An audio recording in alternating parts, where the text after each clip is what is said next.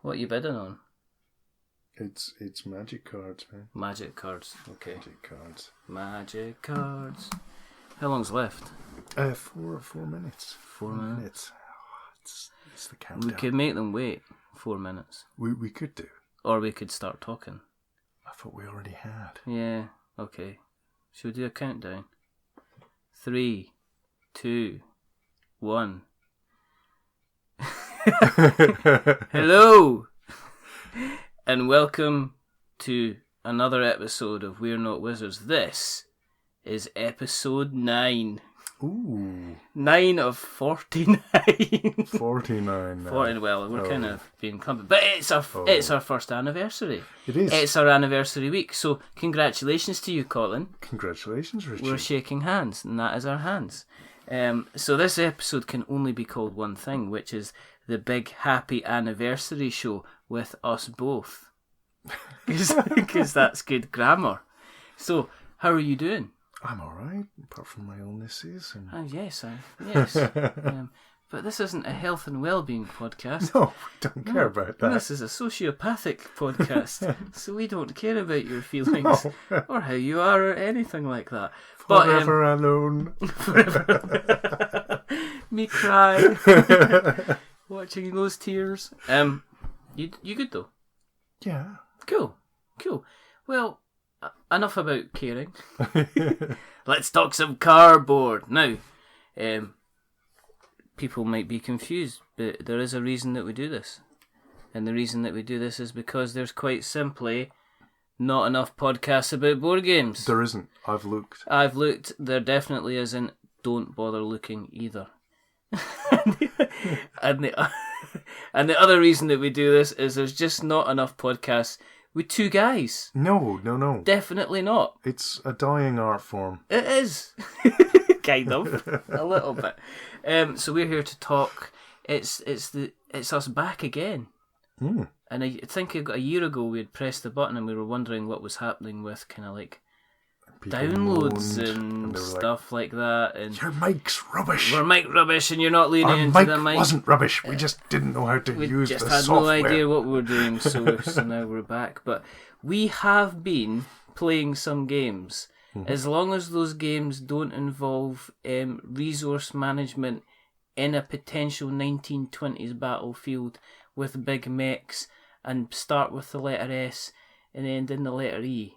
Because we've not really had enough chance to play Scythe. Twice. But we've not... Yeah. And we got 4 turns in? Yeah, something like that. So we're going to play it. So what we're going to do is we have been playing some other games, but in the next couple of weeks we are going to do a little special on we're going to talk about Scythe and actually say what we think. It's not going to be a special, it's just going to be another episode. Oh. What? Are you not coming back? Is he going to try? Oh, it's been a year. Well, it's been a good time. Let's stop. Oh, what's happening? Because Colin's currently bidding on some magic cards, so we're just having a look. 50 seconds to go. 50 seconds to go. See when it gets to the count. We can do the countdown theme tune. I'm waiting for the guy to gazump me, and he's not gazumped me yet. Is he not? So... The tension is absolutely crazy. So we'll wait. No, we're gonna keep going. We have been playing some games. We have been playing some cardboard, and one of the games that we have been playing is Zolkin. Yes, we played it once. We played it once, and it's a game by the Czech Game Company, who I heard they've done a couple of lovely games. I was hearing about a game called Alchemists, which is apparently quite good. And they also did Codenames as well, which everybody's heard. Everyone loves Codenames. So, how are we going? Oh, it's ended! Yeah. And did you win the magic cards? Yeah, I did. Yay! So, Zolkin is about... it's to do with the Aztecs, isn't it, Colin? It is, yeah. It's a heavy Euro game. Yes. We've spoken about various types of Euro games in the past and how they kind of work around a central kind of mechanic with a view that you have an ability to score points and thus kind of win the game. Yeah, points are everything. Points are everything. But Zolkin is one of these games where it's kind of like there's so much going on that click together quite well that kind of are like complicated and feel restrictive, but once you kind of get halfway into the game and you understand, as per normal, what you're meant to be doing, even the wee light bulb went off in my head with this one, and it went off a little bit better than the light bulb in Colin's head, because the light bulb in Colin's head was submersed very slightly in alcohol at the time. There was about 3/4 of a litre bottle gone by that time. We played at a birthday party, basically. It was the best way to have a birthday party, surrounded by board games. It was a lovely birthday. A lovely birthday for me, and it wasn't even my birthday. It was. You seemed like you were having a very very, very good time. But back to Tzolk'in. It is a game where basically you play a tribe. Well, it's sort of like competing factions. Yes. In the sort of like Aztec. Yes. The kind of the different Aztec kind of factions. And it's all built round the idea of the Mayan calendar. Yes. So how they represent the movement of time in the Mayan calendar. Now this is I've seen some set up for some games in my time, and some of the components are amazing. But what you've got here is you've got like a moving clock type structure. Yeah, it's like one big disc. Yes. And when it rotates, it's got gears on it, so it moves all the other discs. And there's like 4 other discs attached to the main. And when you move it, it's all lovely, sculptured like a big Mayan calendar. It's glorious. It's lovely, and that takes the centerpiece. So when you open it and you first look at it, you're like, "This is very cool." When you set it up, it's even cooler. And the idea is that basically, around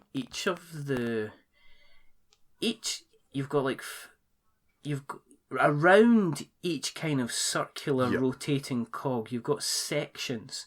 It's like divided into sectors. And the idea of what you do is that you get little guys, little workers, and you place them at almost like the beginning.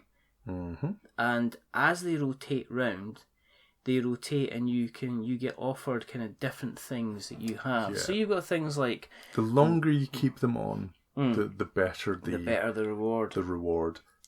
Sometimes. Yes.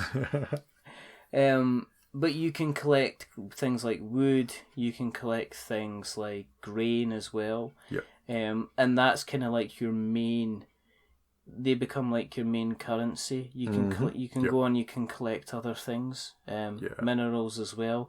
You can also collect these fabulous, or work towards working to these fabulous kind of blue crystal skulls. Yes. So anyone that did see the unintended Indiana Jones film. I don't know what you're talking about. I don't know what I'm talking about either, but you've got these fantastic little playing pieces which are in the shape of beautiful kind of Mayan crystal skulls, which look fantastic. And they operate round their own little wheel, because that's kind of the wheel that you really want to end up kind of getting to, because that's where some of the points can come in. Yeah, it's one of the places where you can generate points. Yes. There is a whole other sub-game in the game. Yes, there is. And this is like you're thinking so far. It's like, well, this sounds complicated. I get on, like a roundabout. I get a little bit dizzy. I jump off. I grab some grain and some wood. And then I score some points. Well, you would think so. But then on the right side of the board, you've got sectors which basically allow you to change what you're doing. They add kind of... there's sort of 2 other main sections to the game. Yes. And one of the sections is three other sections. There's 4. Things are yeah, there might be. There potentially is 7. There's how you're doing with the gods, how much tribute you've been giving the gods. Yes. Is one little sub division of the game, which gives you points. Yes, it does. You've got to climb up the Tower of Righteousness, essentially, and depending, you even got different lanes to the Tower of Righteousness. So depending on which lane you climb up, you get different bonuses. Yep. And then underneath that, you've got a table which basically has different sections which you can travel across from left to right. Yep. And that essentially allows you to gather kind of certain bonuses, and it has effects on how you do things, how much it costs to buy something, and it also has an effect on kind of rewards that you get as well.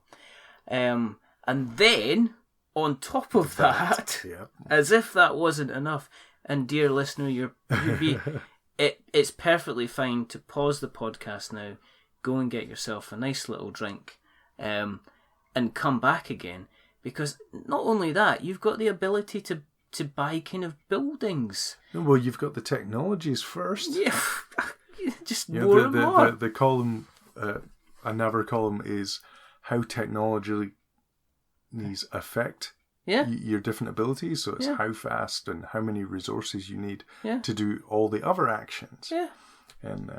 And then you have you have your ability to build your monuments, and you have your ability to build your your buildings as well, and those kind of go towards kind of again, it's kind of how you can score, how you garner more resources, how you get more workers, and that sounds like a lot to digest, Colin. It was. It was a lot to digest. Luckily, when we sat down and played, we had a guy who was fairly expert at the game. I think he played lots of it. He'd actually said that he knew people that had played in tournaments with this game. Yeah. So it's one of these things is I think if we'd sat down with the rules, we would have maybe been a bit scared, and it would have reached for Mr. YouTubes to see if we could find ourselves a friendly video. But I'm really glad we had him to sit down and play a game. it was fantastic, because he shepherded us through. He's shown us the right path, and he's shown us the way forward, which was absolutely fantastic. But it's one of these games that once you kind of get the basics, it does, as we say, kind of click in. In terms of how it looks. Oh, it looks brilliant! It's beautiful looking. I've seen on Board Game Geek where people have painted the Mayan calendar, so it looks like a painted bit of Mayan statue. It's like, wow, that's kind of groovy. And then each of the sections of the artwork themselves look. I mean, I'm just gonna. To remind ourselves, but you've got like a. Oh, you just put that up on the webcam. Yeah, there you go. Yeah, there's for everybody now looking at the live feed. But you've got your set. Oh, look, that's where they put the tokens. Yeah, it makes more sense. It does make an awful lot more sense. But you've got like your individual workers that you place down, and they kind of go in these massive cogs, and as things move round, they've moved round to the different sectors. Then on the bottom right hand side, you've got all your monuments and buildings, and then you've got your technology hub above that, and then you've got your temple situation above that, and then for each of the cards as well, you've got there's costs for placing people down on the boards to begin with, so you've kind of got a bit of a risk reward. Do you continually just place guys on the basic of the basic? Well, the core of the game is. You either must withdraw someone from the table, or you must play someone to the table. Yes. A worker to the table. Yes. So you've always got to be planning. This turn, I'm going to place this guy down. Next turn, I'm going to withdraw him. Next turn, I'm going to place this guy down, and in that sort of fashion on each of the turns. And then it was every 6 turns, or was it slightly longer than that? It was every 1, 2, 3, 4, 5, 6. Every 7th. Every 7th. You had to feed everybody. Yeah. Nobody just sat. It wasn't like they might have been made of wood. And that was also your points round as well. Yes. And what you had to do is you had to make sure you had enough food in the place as well. So it stopped people from being able just to race away and get to the highest technology as possible. Yeah. So that kind of, you had that kind of, do I do this, do I do that? Yep. It does look stunning, and it is one of the most unusual games I've really seen in terms of playability. It wasn't the kind that it wasn't as complicated as it first started out. It took a while to get into it. It wasn't, but like you were saying, if I was sitting down with just the rule book, we would have been there for 3-4 hours just trying to work out the rules. Yeah, in fact, we actually ended up getting a full game played in, what was it, about an hour and a half? It wasn't long, was it? No. I mean, I was expecting it to be a long shift, but we actually got it done within about... It seemed to just go like a flash for me. Well, I had about 4 drinks in that time. So. It was just a haze. Did you win, Colin? No, I didn't win. I did not win. No. Where did I come in this?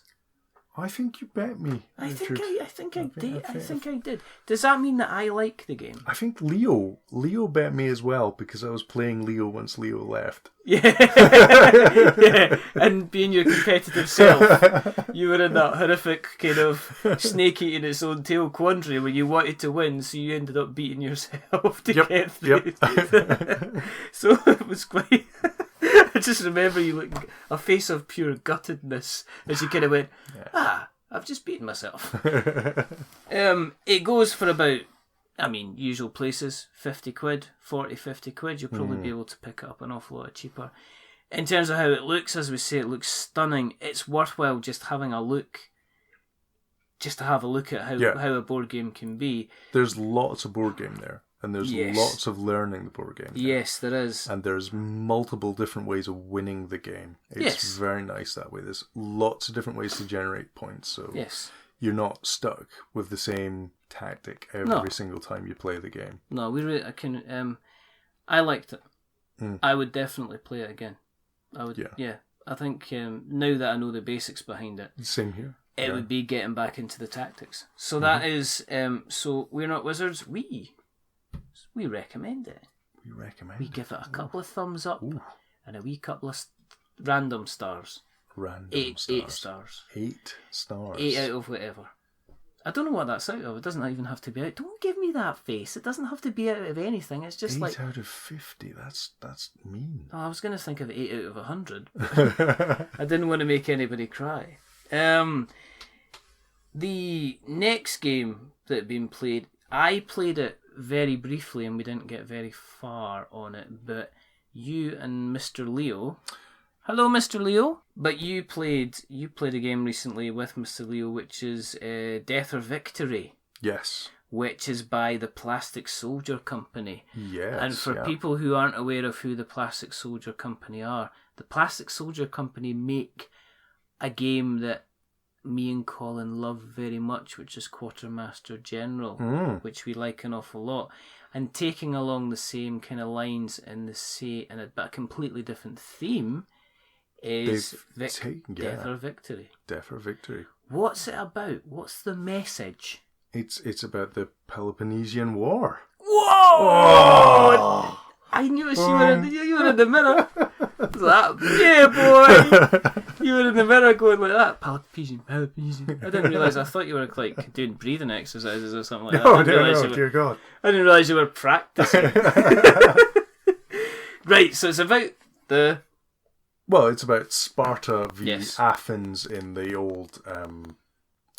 the sort of wars that they had back in the time, which is 1960s or something. Yes, pretty close. Pretty close. Yes, before tea time. In your childhood. Yes. Thank you. There'll be certain people out there that will be laughing themselves silly about the fact of being referenced as being quite old. The idea of the game is to conquer. No, is it not? Is it not. Points again? It is all about the points. I'm just such a silly, aren't I? But it's how you get the points. Right, I'm interested in this because we didn't get very far again. So do you want to... I'm going to step back a bit, and if you want to tell the good people what it's all about. Well, it's sort of area control.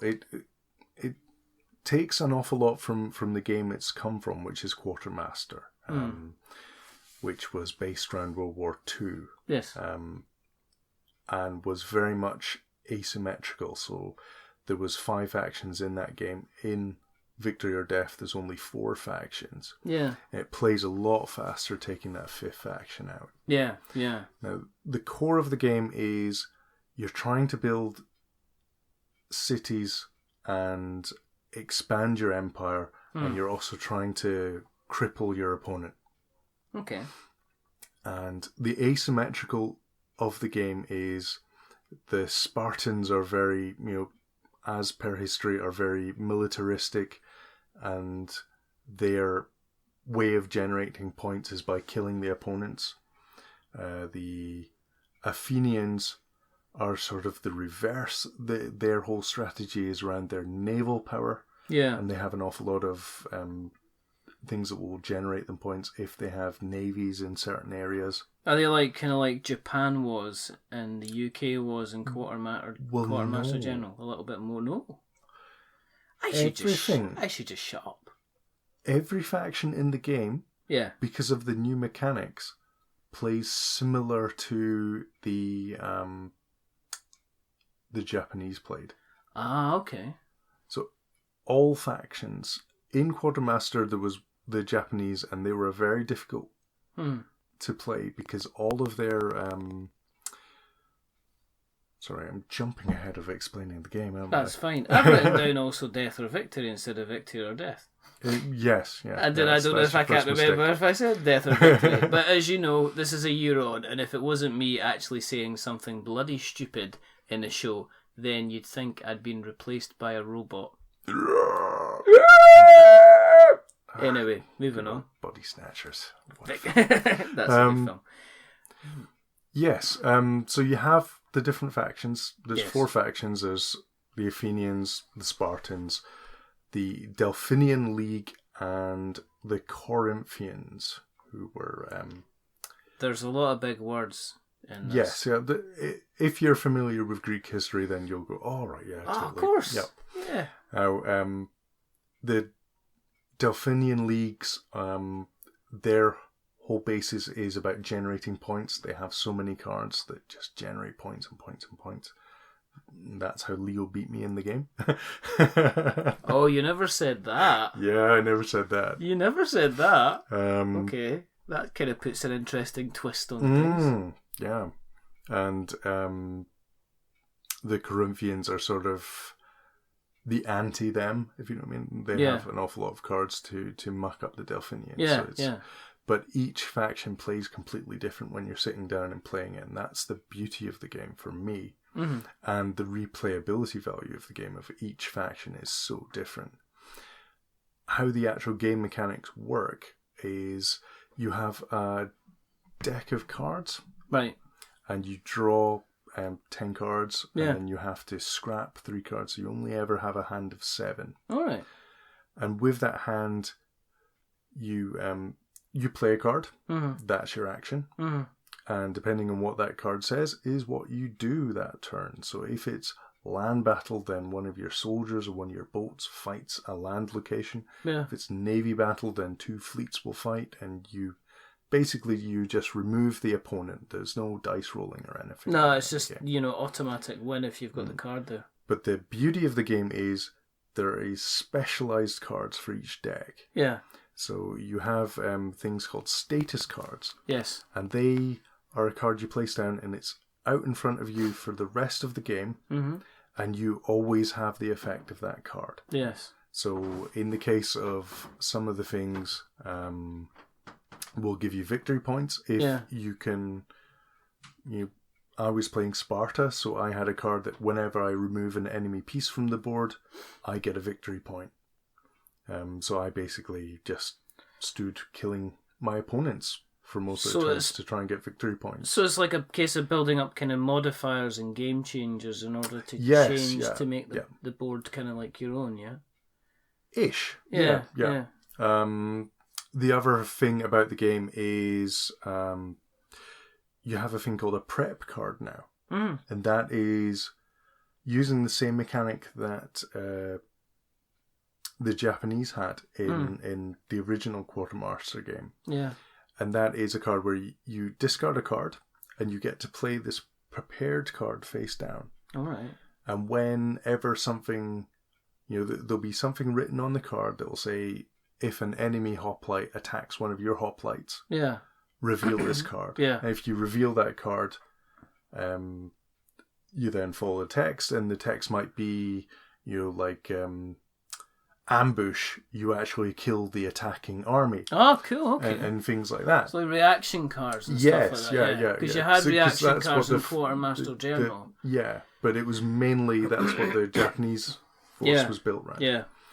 And again, each deck, each deck of cards that each of the factions has a completely different amount of these cards in it.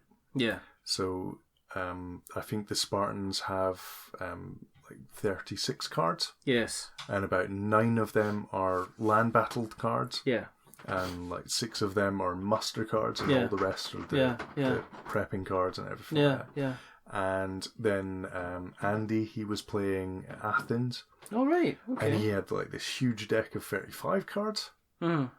And basically that means you've got more options. Yeah. And you're not going to run out of cards, so he could play more prep cards than I could play. Yeah. Because every time you play a prep card, you're discarding a card to play that prep card. Yeah.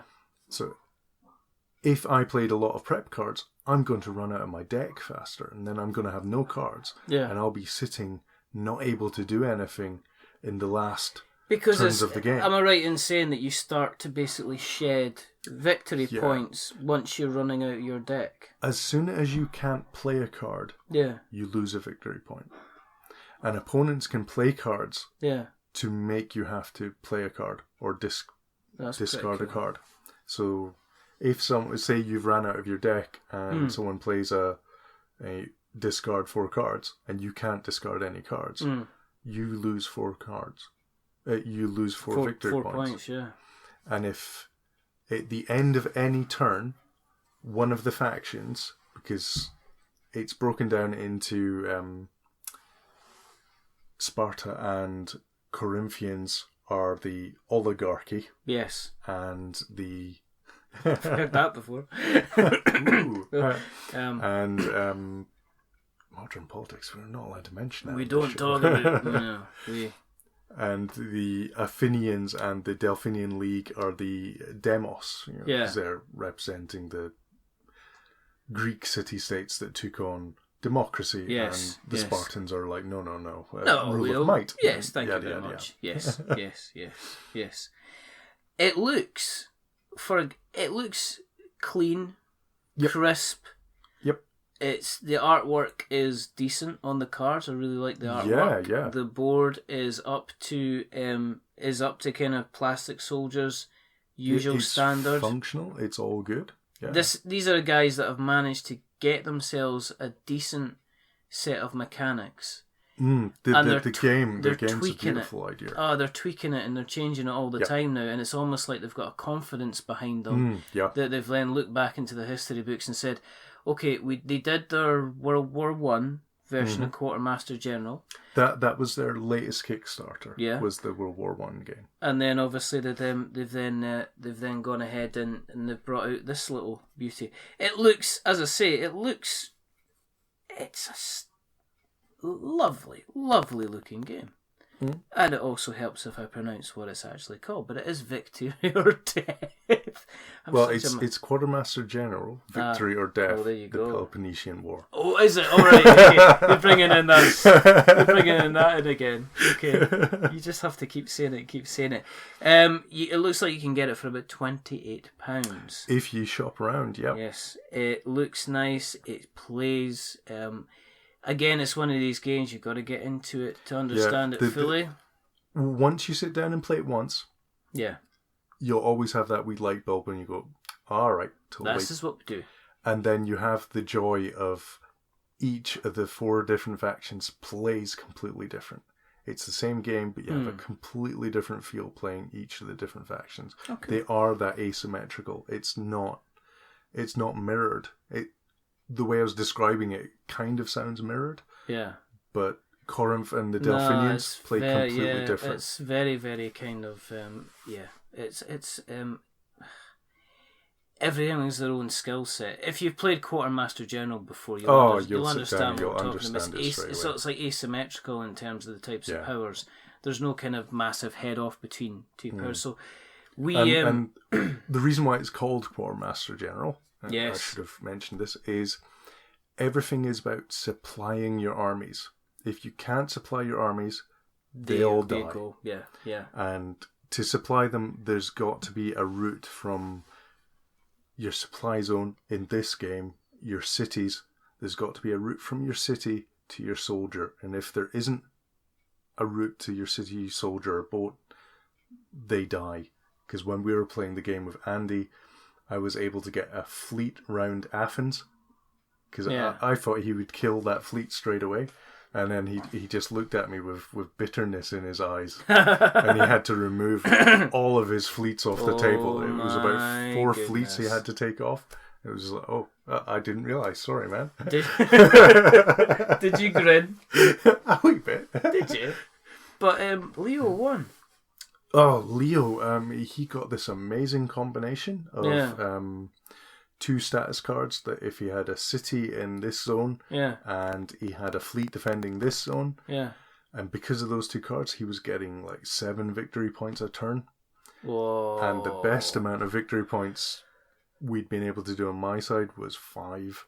Oh, well. So we were in the lead till about turn 9, and then the scoring round at turn 9, he just went away. Yeah. So, if you see it, victory or death. I think it's a good game. Pick it up. Yeah, I really enjoyed it. Pick it up. And we'd like to see, actually, if you're listening, Plastic Soldier Company, come on, have a chat with us. Yeah, why not? We'd love to get you on. Let's have a chat about your games, because we love your games. So, the next game that I've been playing, and we've not been doing segues, but why not? I was thinking you were possibly reading my mind, potentially using the Force? The Force? The Force. I don't know. Did you think Do we have enough copyright to actually mention this? I don't know. I think it could be our destiny to end up in front of the courts. But speaking of destiny... we didn't mean it. We didn't mean it. You'll be alright. One of the games I've been playing recently is Star Wars Destiny, and I've been playing it a lot with James, my boy, because I got for Christmas I got the Kylo Ren set, right, and he got the Rey set, and he also got a Kylo Ren set as well. So he comes round, he brings his Rey set, and I play the Kylo Ren set, so we play together. Basically, Star Wars Destiny. So you don't have Kylo v Kylo? Not yet. You killed my father. No, whose father did you kill? Whose father? Did he just potentially almost crash his plane? Does he have 6 fingers on his left hand? Did you not think when, just as a quick aside, did you not think when Harrison Ford kind of had his plane crash, there would have been a group of people that would have went, "Oh no, what's going to happen to Han Solo now?" Oh no. It's like, nothing. Nothing. He's not in the film now. He's not coming back either. What? It's been a year. It's been 2 years now. God. What? The spoilers. Oh, come on. Oh. The Force is strong with the spoilers. Anyway, Star Wars Destiny is, in essence, a dice rolling, very kind of like a Dice Mastery type game where I've not seen anything about it. You get character cards, and you also get support cards, you get event cards, and you also get almost like sidekick type cards. So, for instance, you'll have, in the Kylo Ren deck, you'll have Kylo Ren, who's seen as a main character, and then you'll have like a supporting stormtrooper. And what's interesting is each of the characters, they have their own dice. And depending, some of them will have 2 dice, some of them will just have 1 dice. But then you also get equipment for the characters as well. So, for instance, the Stormtrooper can have like a grenade that is a card with its own dice. Wow. Or a blaster. He's so which accurate. Is a card. Why would he need a grenade? You ever seen the pictures of the stormtroopers at paintball? You ever seen that? Immaculately white? Yes, absolutely. Stormtroopers come back from their paintball day. They're just like all totally like they stepped out of a Daz advert. You know what I mean? This isn't the washing machine you're looking for. But the idea of the game is quite simple. Is that you have you have resource tokens which allow you to buy cards and place them. Mm-hmm. You have a deck of cards which you draw from. Yep. So every round you draw up to 5 cards, mm-hmm. and then you'll have energy. And then what you do is you'll have your main characters. Now you play a card. To play a card, you've got to use resources to play a card. Yeah. And then what that does is that essentially allows you to have your card on the deck ready to go. You get 2 resources every round for free. Right. But then once you place your cards and they're played, then if they have dice available, those dice are also become available. They get stuck on your card ready to be rolled. It's interesting. You're only allowed 1 action per turn. So that could be preparing the dice itself, which allows you roll the dice, and then it sticks. So some of the dice have got like, for instance, if it's like say Kylo Ren, mm-hmm. he's got like a special attack, and the special attack's on his card. Yeah. But he's also got like a 2 melee attack. He's got like maybe a disruptor, which allows you to remove somebody else's your opponent's resources. Right. Or other examples are you'll actually have the ability to gain resources. You'll have the ability to get people to discard cards. Yeah. But you're only allowed to use 1 action per turn. Mm-hmm. So you end up in the situation where once you've rolled the dice, they'll sit there and you put them in front, like above your card. Yeah. And then you're allowed to kind of like trade those, basically use those dice in order to use the move. So if you've rolled like a melee attack at 2 on Kylo, then what you'll do in the next turn, you're allowed to use that dice up and thus attack for kind of 2. Or if you've got an energy resource, you're allowed to bring that back in and get that energy kind of resource. So every round you're allowed to do 1 action. Or you can attack, or you can use a support card. But it's every single time it's kind of like 1 action. So it allows you to basically, you got to decide every single turn what you're going to be doing. Uh-huh. It's the other thing you can do is each of the every round you decide at the very beginning of your entire game, you decide the battlefield where you're actually going to be fighting on. Yeah. And the battlefield gets placed to one side, and then at any point in the game, one of you can claim the battlefield, which means that you get to use the special action which is on the battlefield card, but you're not allowed to take any more turns. That's you finished. Basically, you continue playing until you basically use up all of your dice movement for that turn, or you can't bring any more cards into play. Mm-hmm. You don't have any more actions. Then once both people pass, then you basically you move on to the next round. You reset everybody. Every card that was it's normal. You kind of tap your cards as you kind of use them. All the tapping gets reset. You get damage tokens as well, because everybody's got like life points. So Kylo Ren's got life points. Rey's got life points. Finn's in there as well. The stormtroopers. And once somebody's wiped out, that's it. They're out the game. They can't come back in. It's quite it's beautiful to look at. The dice are huge and chunky. I'm talking about dice that are about that big, as he points to the camera. They're probably about 2 centimeters across. I mean, these are big chunky dice, and they've got beautiful kind of stickers with little bits of artwork on them on the actual dice itself. So they're really kind of nice looking. So that's about what? 2/3 of an inch for American friends? Yes. Yeah, Yes, it is 2/3 of an inch, because an inch is about 2.5 centimetres. So the American guys are going, how big is that? How big is that dice? It's about the size of a small dog. That's 2 centimetres. That's how you measure horses. So a horse is 5 centimetres high. Right. That's a huge horse. Wow. So these dice that are 2 centimetres, you need to actually roll them with both hands. That's how big. That's not true. That's just complete lies. It's about an inch. They're about 3/4 of an inch wide.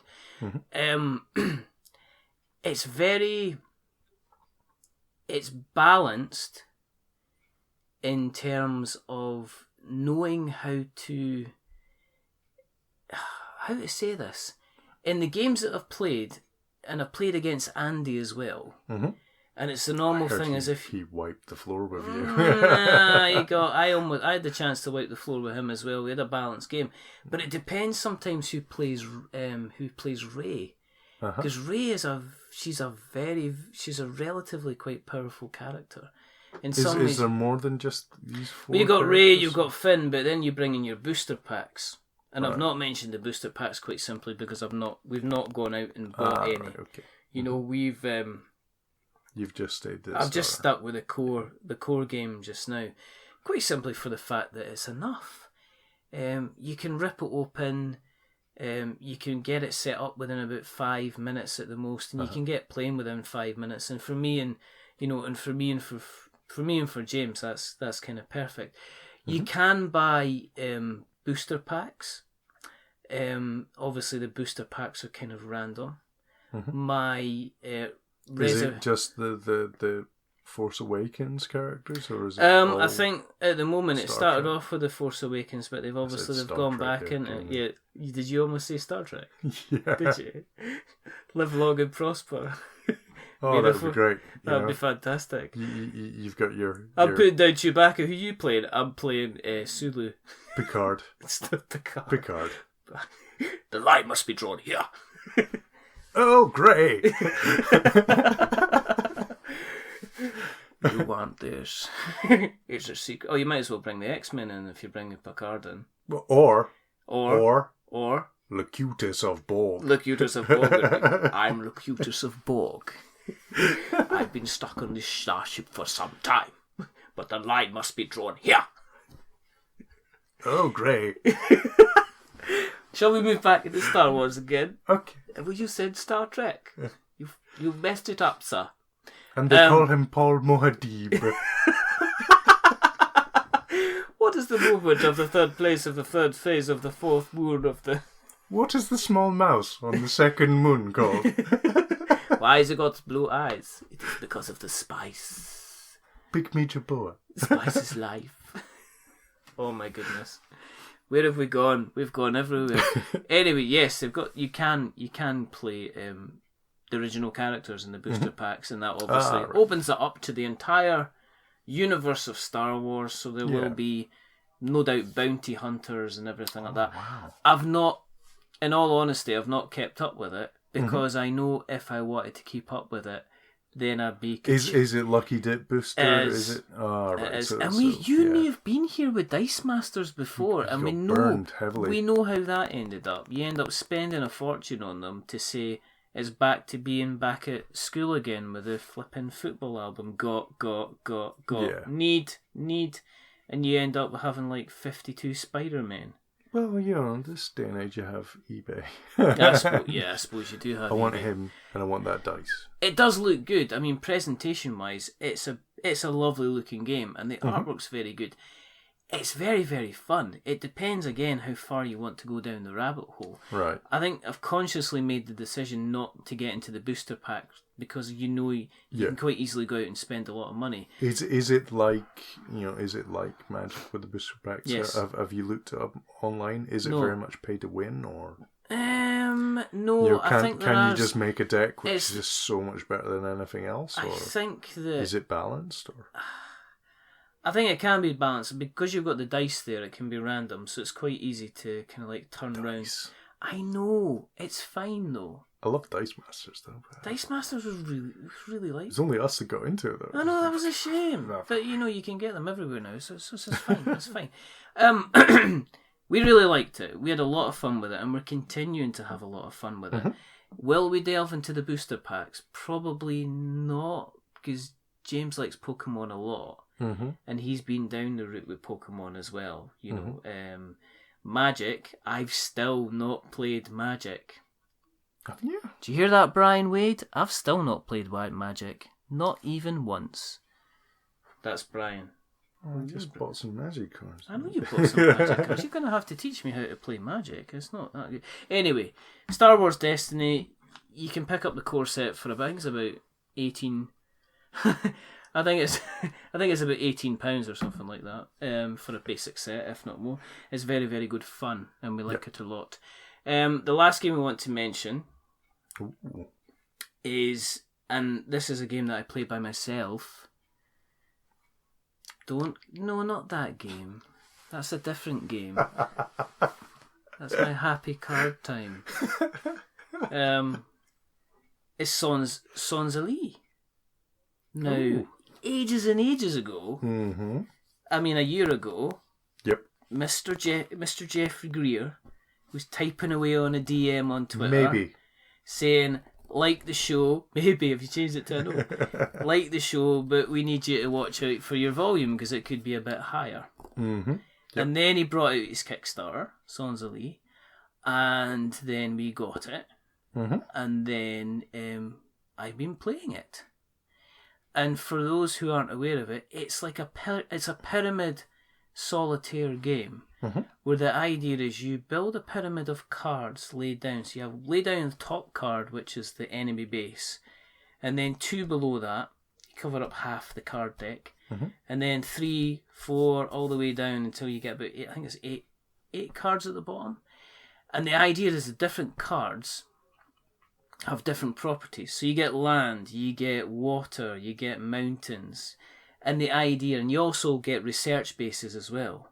And the idea is that you have, in your hand, you have like an attacking hand. And you have like planes, you have basically land vehicles, you have infantry. And your idea is that in order to conquer the land, you need to have the right amount of resources in order to basically take that card off of the pile of the pyramid and allow you to move up and continue up the pyramid. The idea is basically there will be points where the enemy is building basically the ultimate weapon. And you have to stop the enemy from building the ultimate weapon, because at any point, if he reaches the point where he builds the ultimate weapon, you lose the game. So your idea is you draw your deck, you allocate the deck into different piles according to the type of unit that they are, and then each of the units has a value. So, for instance, maybe an infantry unit is just worth 1 point. A boat unit is maybe worth 4 or something like that. But in order for you to take over, it says, well, maybe the points value in this card is, and the points value is at the side. The points value is maybe 13 points. So you've got to get enough points in order to basically claim that card and remove it. At the end of that, you've then got to... the excellent thing is, when you go to claim a land, once you've done that, you roll a dice, and you roll 2 dice, and depending on what number you get, that tells you how many units you get to keep, how many units get destroyed, or whether you lose units, or whether you actually need to retreat. So there's a little bit of a risk-reward. But because of the medium of the dice, it means more than likely you'll just batter through and you'll lose the units that you've claimed. Sometimes you'll get lucky and you'll get to keep the units that you've claimed. Sometimes you'll be unlucky and you'll have to pay an extra unit back. You'll lose that extra unit as well. You'll get really unlucky and you'll lose. You'll lose that and you'll actually need to retreat back and you replace the card back. As you go, you also get to take over research facilities. As you take over a research facility, you get to upgrade what your units can do.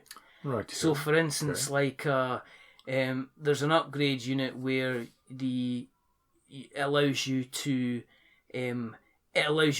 basically, that unit allows to play as any other unit as a different value. Yeah. There's ones which just really, really ramp up what the Navy does, so it allows you to really, really kind of very quickly take over other units. Once you do your check, you then have to roll a single dice to check where you are in terms of the research, because there's a little chitty that tells you how close the enemy base is to producing the ultimate weapon. Right, so it starts off at level 3, and then it goes up to level 4, and finally it goes up to level 5. So the idea is you've got to roll above that in order to stay safe. If you're at 3s and you roll a 4, you're fine. You know, the researchers move up. But as it moves up towards the 4s and 5s, the chances of the enemy after every attack getting towards its ultimate weapon, it increases. How do you feel that affects the game? It doesn't. I've played it. With it having this, like random end. It wasn't that bad, actually. Wasn't that bad? It was never in a case that I felt completely kind of. You never feel kind of done out because of the way that the dice rolls have been structured in terms of what you win and what you lose. As I say, most of the time when you're rolling a dice, it's like 6 to 8 means that you just lose the forces that you've committed. Right. So, and above that, you're kind of always gaining ones back, gaining an extra one. I mean, it's, and in terms, it's obviously unstructured on this side. It's up to 3. It's not bad. I mean, there was maybe a couple of times it was ramping up, but when you take a research facility, there's something that causes them to have like a setback, which means that they pull it back. So it's in your favour to actually target the research facilities because you can pull the enemy back. It really... I went into this kind of quite... How exciting can a solitaire game really be? Well, I've been getting interested in solitaire games. And it's like, how, do you... I don't know... there's a few I've got my eye on. Yeah. It's almost a case of if you know that you're potentially gonna lose, do you lose, or do you? Oh, I didn't actually play that dice kind of thing. Do you kind of fiddle it so that you win?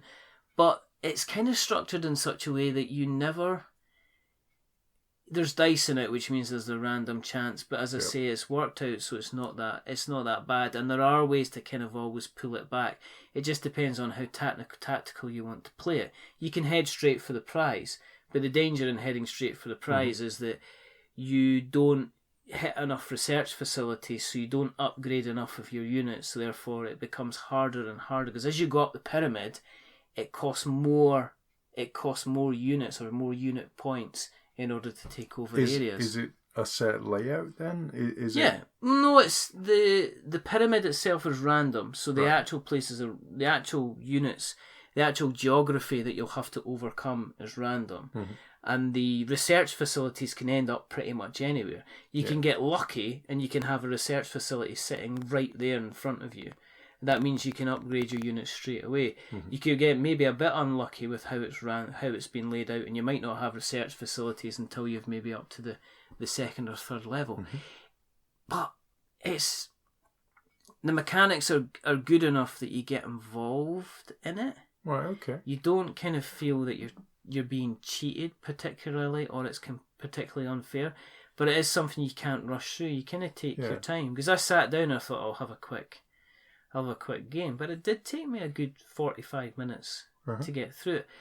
But I enjoyed it. I did win, but I didn't cheat. Which is always good. So I did get through at the end and laid down. I think you've got to get like 20 odd points, 23 points just to get through. Page 236, I can just say I won the lottery. I know, exactly. Choose your own adventure time again. So, Sons Elite, if you go to passgo.net, I believe it's on sale for there. I'm not sure. I'll need to check if you can get it in the UK. I'm pretty sure that you could arrange shipping to the UK, and this should be quite easy. But it's certainly worthwhile taking a look at. So that's what we got to the table. Getting off the shelf. What we're thinking. Scythe. It's going to be flipping Forge Wall all over again, isn't it? We're going to end up doing an Pretty apology much. episode, Yep. but we are going to get Scythe played in the next couple of weeks, and we are going to talk about it. But I got hold of Escape from Colditz, so I'd like to give that a shot potentially, or Viticulture. Which is all about wine making. The exciting world of making wine. The exciting world of making things wine. Is it set in France or is it set in... Tuscany. Yes. I don't know if that's in France. I think it might not be. Northern Italy? Might be. I could be completely wrong. I don't know anything I've about wine. Insulted 100 million people. Oh well, they'll have to deal with it. You know, it's fine. I think we've got a listener in Italy. Do we? Not anymore. Oh. So what we're going to do is we're going to see how we get on, and we might play Viticulture or we might play Escape from Colditz. It's random. Okay. Right. That's how it is to go. As normal, so that's jumping in. That's what we'd like to get off the shelf. Kickstarters. Now, normally, what we do is we go into a big section about Kickstarters, but over the last couple of weeks, we have been speaking to a lot of people who have been running their own Kickstarter campaigns. So I'm going to mention them briefly. I'm not going to drone on about them. All I'm going to say, if you check into the We're Not Wizards back catalogue, all of these games have been covered in the last couple of days, last week at least. First one up is Subterra. Only talking about this because Subterra was run by Inside the Box Board Games, and they had a silly low target of about 16.5k, and I think they've romped in about, well, it ends tonight.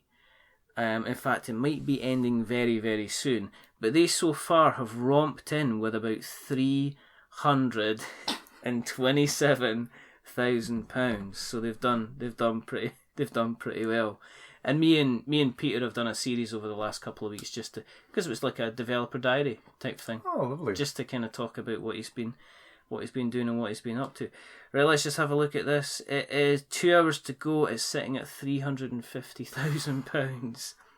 It is apparently it's like the fourth or third highest backed UK Kickstarter game. Nice. So well done. And that was off a original target of £16,500. Look who's backed it. Aye, him. Oh. Yeah. Couple of other folk. But yeah, we've been having good chats. Well, we've been having good chats with Peter. And take a listen. The next two have been released in the last couple of days. The first one is Elements, which is Bad Cat Games. It's Justin Morgan Davies. Episode was out. It's about 2 episodes ago we had a good chat with Justin about his game. Very, very interesting game. Very, very interesting chap who had an interesting take on education and board games. It was a fascinating little listen, so check into that. Take it he's dead set against it? He is completely, thinks that they should be burned. Yeah. No, he doesn't. And last, but no means least, is we had Sarah Kennington from One Free Elephant on to talk about Awesome. We're not doing the Mork and Mindy joke because I did it at the end of the other episode. But they've just launched. They've just launched again. It is a mining game with the best looking little carts you get and ore, and again listen to the episode for more information on it. Just as a little bit of an update anyway. They have got a target of 4,000 and they're at 2,100, so they've got a good start. Elements launched today, and they are at 10% of their target. Their target's 12 grand and they're at 10% of it already. So we're again, listen to both these episodes, check them out, and as we always say, check them out, take a look over the company before you lay your money down, because as Colin will tell you, and 3D printers and stuff like that. Yeah.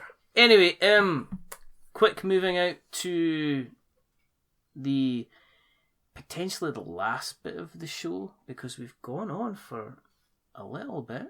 Have we? It was meant to be a quick one. It was meant to be a quick one. I know. Just some shout outs. We've not asked for questions this week. We didn't. But we will do a big bumper episode of questions next time. We promise you, Nick, so you can say yes. Just a couple of shout outs very quickly. File Underwater is a podcast by Gary and Cole from Duckfeed TV. It's all about REM. They're into their second episode, and if you like REM at all, it's a very, very interesting listen. Gary and Cole are movement. The band. Oh. Yes, and they've been known for doing things like Bonfireside Chat and the likes. Mm-hmm. So lots of Dark Souls stuff, and they've gone into music, and they're both quite really, really passionate about the band, and it's a very interesting listen. If you like your Star Wars, if you like your Star Wars expanded universe fiction, and you fancy listening... That's all not canon now, It's not, it's called Legends now. If you fancy listening to people talk about and give, like, it's almost like a book club where they'll select a book and they'll read over it. Mm-hmm. The last one was Kenobi, which I appeared on, so yes, I know, exciting. So it's Brian Wade, who is fantastic about Star Wars, and we just don't rate him at all when it comes to magic. But it's called Expanded Universe. You can find it if you search for Luke Cast. It's Luke with 8 U's. Seriously, it's like Luke. It's fantastic. Big shout out to Polyhedron Collider, Steve, Andy, and John. They do board game stuff as well, but they always claim to be ramshackle, but they're so much better. They're really quite good. Oh. I know, it's a shame. Andy will be coming on the show quite soon. Yes, don't look at me like that. No, Andy from yes.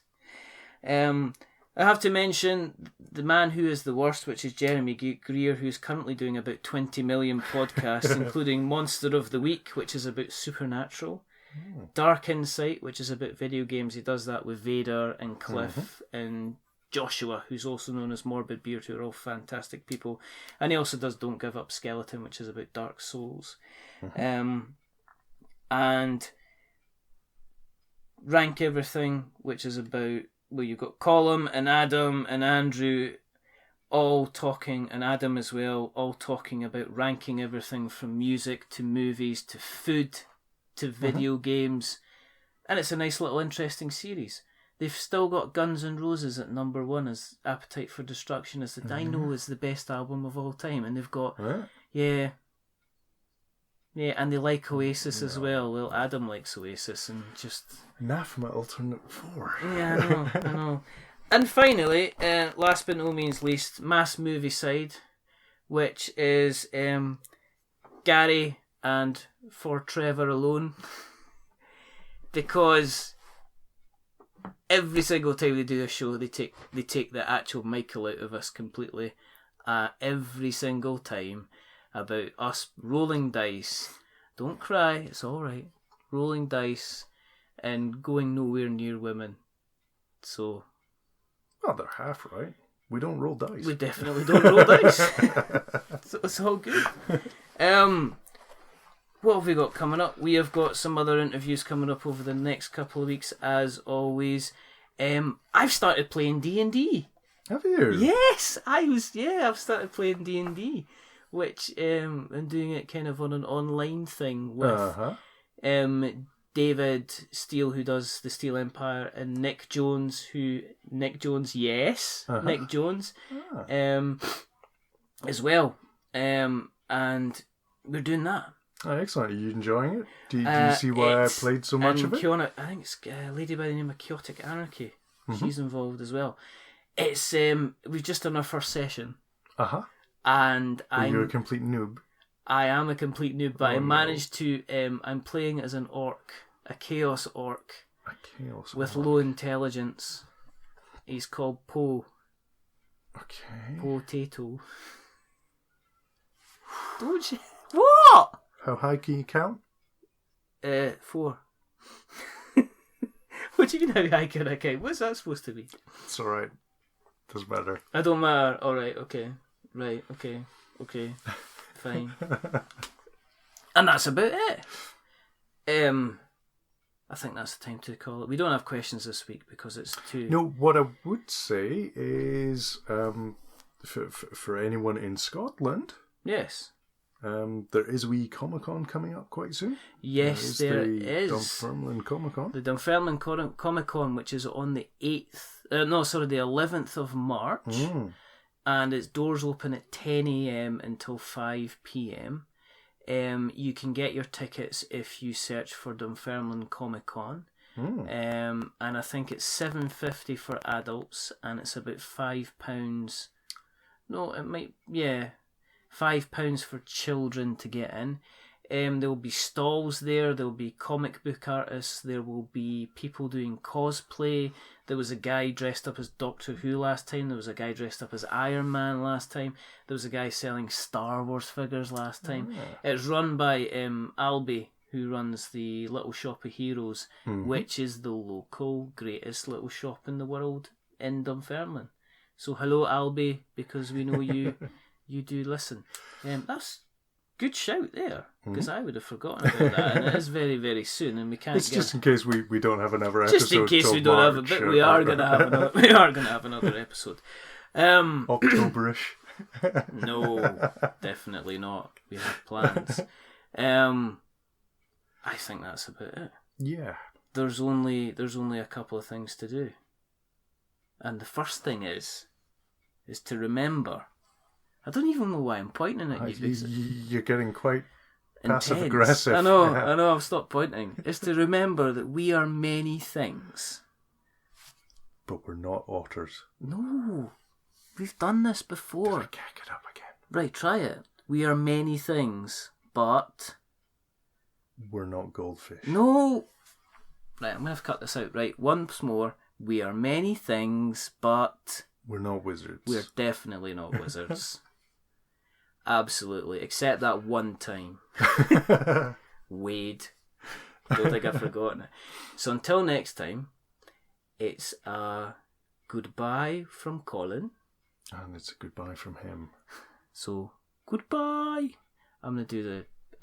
I am. Yeah. No, he's not. Goodbye. Goodbye. Goodbye. Because it's our anniversary. Goodbye.